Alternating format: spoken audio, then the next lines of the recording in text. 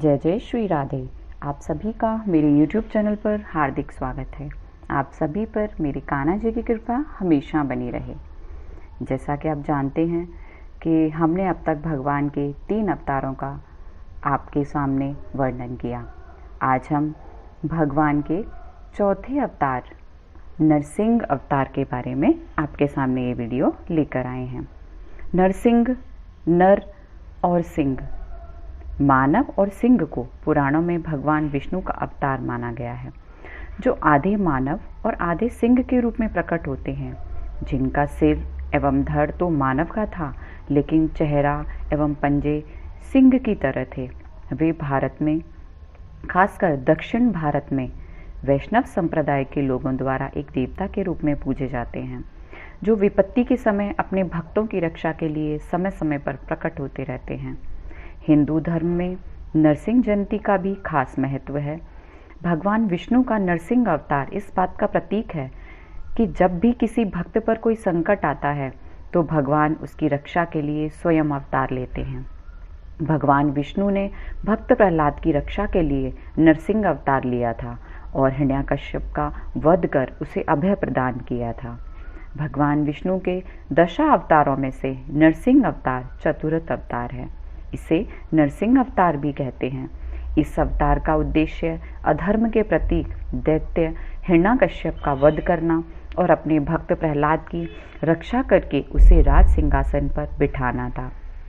इसीलिए कहते हैं, ओम उग्रम वीरम महाविष्णुम ज्वलंतम सर्वतोमुखम नरसिंहम भीषणम भद्रम मृत्युम नमाम्ययम् मृत्युम नमाम्ययम्। अर्थात, हे क्रुद्ध एवं शूरवीर महाविष्णु जी, तुम्हारी ज्वाला एवं ताप चतुर्दिक फैली हुई है।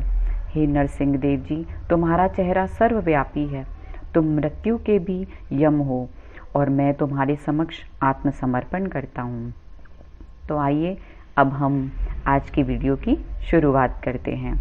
उससे पहले मेरा विनम्र अनुरोध है कि आप सभी मेरे चैनल को सब्सक्राइब करें, लाइक करें एवं शेयर करना भूलें एवं कमेंट बॉक्स में महाविष्णु जी की जय जयकार लिखना ना भूलें। तो आइए अब हम शुरुआत करते हैं नरसिंह अवतार की कथा के बारे में। कश्यप नामक ऋषि एवं उनकी पत्नी दिति को 2 पुत्र हुए, जिनमें से एक का नाम हिरण्याक्ष तथा दूसरे का हिरण्यकश्यपु था। हिरण्याक्ष को भगवान विष्णु ने पृथ्वी की रक्षा हेतु वराह रूप धार कर मार दिया था। अपने भाई की मृत्यु से दुखी और क्रोधित हिरण्यकश्यपु ने भाई की मृत्यु का प्रतिशोध लेने के लिए अजेय होने का संकल्प किया। सहस्त्रों वर्षों तक उसने कठोर तप किया। उसकी तपस्या से प्रसन्न होकर ब्रह्मा जी ने उसे अजेय होने का वरदान दिया।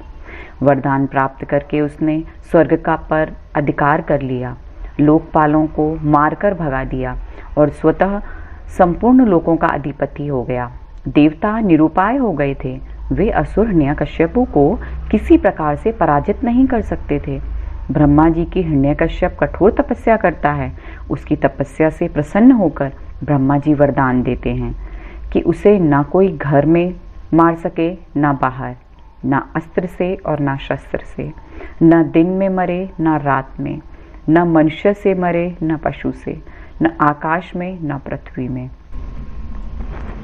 इस वरदान के बाद हिरण्याकश्यप ने प्रभु भक्तों पर अत्याचार करना शुरू कर दिया। लेकिन भक्त प्रहलाद के जन्म के बाद हिरण्याकश्यप उसकी भक्ति से भयभीत हो जाता है। उसे मृत्यु लोक पहुंचाने के लिए प्रयास करता है। बेटा, तुझे क्या अच्छा लगता है? दैत्यराज हिरण्याकश्यपु ने एक दिन सहज ही अपने 4 पुत्रों में सबसे छोटे प्रहलाद से पूछा। इन मिथ्या भोगों को छोड़कर वन में श्री हरि का भजन करना। बालक प्रहलाद का उत्तर स्पष्ट था। दैत्यराज जब तप कर रहे थे तो देवताओं ने असुरों पर आक्रमण किया। असुर उस समय भाग गए थे। यदि देवर्षि न छुड़ाते तो दैत्यराज की पत्नी कयादु को इंद्र पकड़े ही लिए जाते थे। देवर्षि ने कयादु को अपने आश्रम में शरण दी। उस समय प्रहलाद गर्भ में थे। वहीं से देवर्षि के उपदेशों का उन पर प्रभाव पड़ चुका था। इसे आप लोग ठीक ठीक शिक्षा दें। दैत्यराज ने पुत्र को आचार्य शुक्र के पुत्र षड और अमर्क के पास भेज दिया। दोनों गुरुओं ने प्रयत्न किया।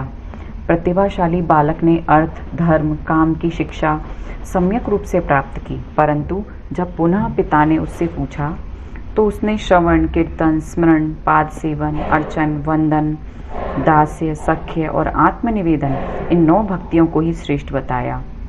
इसे मार डालो, यह मेरे शत्रु का पक्षघाती है। रुष्ट दैत्यराज ने आज्ञा दे दी। असुरों ने आघात किया। भल फल्लक मुड़ गए, खड़ग टूट गया, त्रिशूल टेढ़े हो गए, पर वह कोमल शिशु अक्षत रहा। दैत्य चौंका।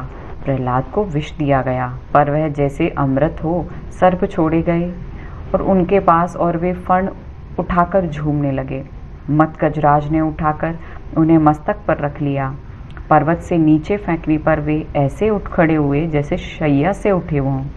समुद्र में पाषाण बांधकर डुबोने पर 2 क्षण पश्चात ऊपर आ गए। घोर चिता में उनको लपटें शीतल प्रतीत हुई। गुरुपुत्रों ने मंत्र बल से राक्षसी उन्हें मारने के लिए उत्पन्न की, तो वह गुरुपुत्रों को ही प्राणहीन कर गई। प्रहलाद ने प्रभु की प्रार्थना करके उन्हें जीवित किया। अंत में वरुण पाश से बांधकर गुरुपुत्र पुनः उन्हें पढ़ाने ले गए। वहां प्रहलाद समस्त बालकों की भगवत भक्ति की शिक्षा देने लगे। भयभीत गुरुपुत्रों ने दैत्येंद्र से प्रार्थना की, यह बालक सब बच्चों को अपना ही पाठ पढ़ा रहा है, तू किसके बल से मेरे अनादर पर तुला है। हिरण्याकश्यप ने प्रहलाद को बांध दिया और स्वयं खड़ग उठाया। जिसका बल आप में और समस्त चराचर में है, वही भगवान विष्णु सब जगह व्याप्त हैं, इसीलिए मुझे आपसे बिल्कुल भी भय नहीं लगता। और प्रहलाद निर्भय ही थे। तो फिर उसके बाद हिरण्याकश्यप ने प्रहलाद से पूछा, कहाँ है वह? मुझ में, आप में, खड़ग में, सर्वत्र। तो फिर प्रहलाद कहता है, आप में भी, मुझ में भी, इस खड़ग में भी, सर्वत्र, इस स्तंभ में भी। निश्चय ही प्रहलाद के वाक्य के साथ दैत्य ने खंबे पर घूंसा मारा। वह और समस्त लोग चौंक गए। स्तंभ से बड़ी भयंकर गर्जना का शब्द हुआ। एक ही क्षण पश्चात दैत्य ने देखा समस्त शरीर मनुष्य का और मुख सिंह का, बड़े बड़े नख एवं दांत, प्रज्वलित नेत्र, स्वर्णिम सटाएं, बड़ी भीषण आकृति खंबे से प्रकट हुई। दैत्य के अनुचर झपटे और मारे गए अथवा भाग गए। हिरण्यकश्यपु को भगवान नरसिंह ने पकड़ लिया। मुझे ब्रह्मा जी ने वरदान दिया है, छटपटाते हुए दैत्य चिल्लाया। दिन में या रात में मैं ना मरूंगा। कोई देव, दैत्य, मानव, पशु मुझे न मार सकेगा। भवन में या बाहर मेरी मृत्यु न होगी। समस्त शास्त्र मुझ पर व्यर्थ सिद्ध होंगे। भूमि, जल, गगन सर्वत्र में अवध्य हूँ। नरसिंह भगवान बोले, यह संध्या काल है, मुझे देख कि मैं कौन हूँ। यह द्वार की दहली, ये मेरे नख और यह मेरी जंघा पर पड़ा तू।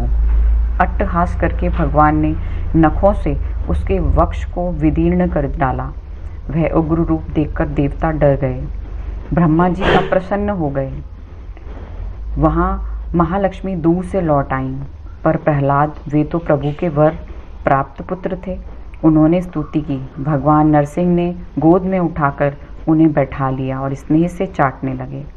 इसके बाद भगवान विष्णु भक्त प्रहलाद की रक्षा के लिए नरसिंह अवतार लेते हैं और हिरण्याकश्यप का वध कर देते हैं।